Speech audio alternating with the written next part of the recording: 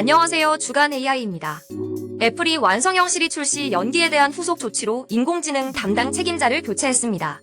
20일 블룸버그에 따르면 팀 쿡, 애플 CEO는 존 지안 안드레아 AI 책임자를 물러나게 하고 대신 비전 프로를 개발했던 마이크 로게를 기용했습니다.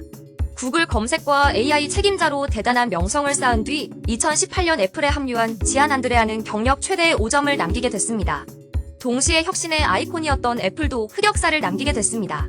AI 시대를 맞아 뒤떨어진 기업이 된 것입니다. 다른 회사를 단기간 내 따라잡는 것도 무리입니다. 게다가 같은 날 미국에서는 애플이 허위 광고로 소비자들에게 사기를 쳤다는 내용의 집단 소송까지 제기됐습니다.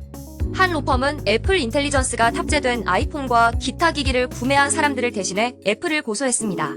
이는 지난해 9월부터 광고한 기능 때문입니다. 당시 애플은 벨라 램지라는 여배우가 등장하는 광고를 내보냈는데 여기에는 시리가 사람을 알아보고 이름을 알려준다는 내용이 담겼습니다. 이 기능은 아직 구현되지 않았고 결국 애플은 통합형 시리 출시 연기를 선언한 뒤 광고를 공식 채널에서 삭제했습니다. 이처럼 오늘 6월 WWDC가 다가오며 그동안 쉬쉬했던 면들이 드러나고 있습니다. WWDC 발표할 내용을 추리기 위해 내부 정리가 필요하기 때문입니다.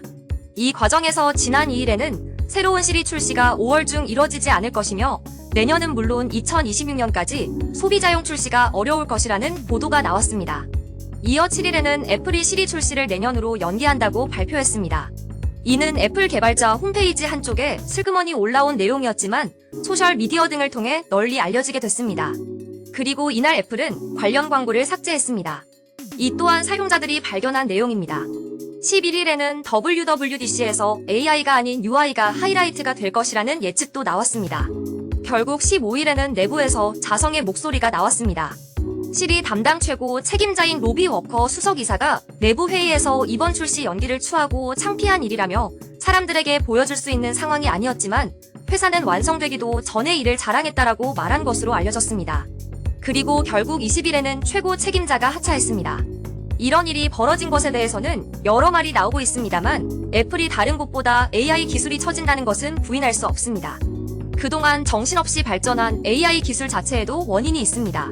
애플은 2023년 말부터 AI에 집중한 것으로 알려졌는데 당시에는 오픈 AI의 GPT-4가 최고 모델이었고 구글은 이제 기존 바드를 제미나이로 이름을 바꾸며 처음 공개하던 시기였습니다. 조금만 애를 쓰면 다른 회사를 따라잡을 수 있을 것처럼 보였습니다. 하지만 오픈 AI는 GPT-4를 내놓으며 음성 비서 시대를 열었고 몇 개월 뒤에는 추론 모델을 내놓으며 패러다임을 바꿔놓았습니다. 또 올 초에는 AI 에이전트까지 들고 나왔습니다. 에이젝스로 알려진 대단치 않은 대형 언어 모델 하나만 들고 있던 애플이 불과 1년 안에 이 많은 변화를 따라간다는 것은 쉽지 않습니다.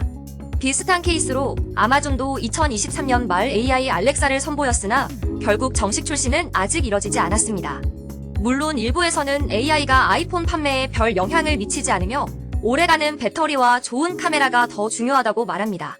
하지만 애플의 새로운 시리는 AI 음성 비서이자 에이전트입니다. 사용자 경험 면에서 이제까지의 AI 챗봇과는 차원이 다릅니다. 자체적으로 이를 갖추지 못하고 타사에 의존한다면 아이폰에서 발생할 중요한 부가가치를 남에게 내준다는 말이 됩니다. 또 새로운 시리는 아이폰은 물론 스마트 안경 등 가젯이나 가전, 나아가 로봇까지 애플의 새로운 먹거리의 중심입니다. 따라서 이번 시리 출시 연기는 단순한 망신사를 넘어 애플의 미래에 중요한 위기가 찾아온 것으로 볼 수 있습니다. 애플 임원진도 AI 기능이 아이폰 판매에 큰 영향을 미치지 않는다는 점을 알고 있습니다.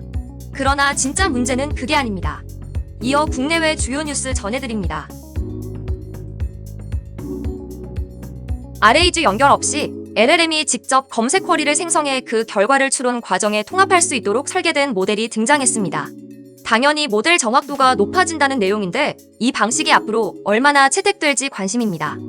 리 교수가 캘리포니아주 정부를 위한 AI 규제안을 제시했습니다.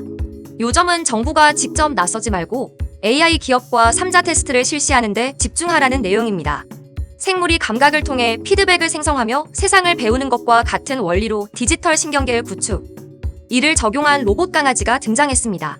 LLM으로 작동하는 로봇과 달리 데이터 학습도 GPU도 필요 없다고 합니다. 개처럼 사육사가 훈련하는 방식입니다. 지금까지 주간 AI였습니다.